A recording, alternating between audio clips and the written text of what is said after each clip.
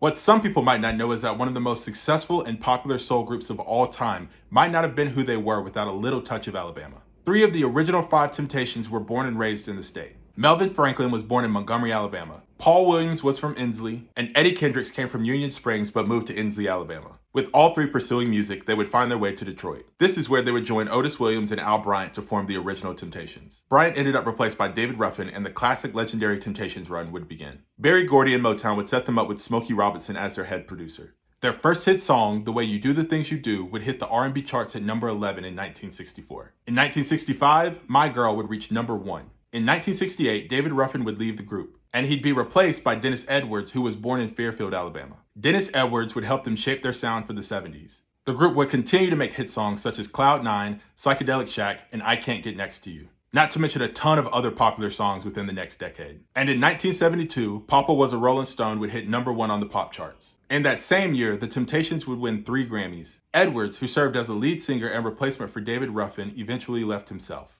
Ollie Woodson, who auditioned in 1977 and kept a great relationship with the Temptations, eventually became the lead singer in 1984. Not technically from Alabama, he would grow up in Town Creek, Alabama at an early age. And his dynamic sound helped keep the Temptations relevant in a time that was considered a drought during the 80s, creating an all-time classic, Treat Her Like a Lady.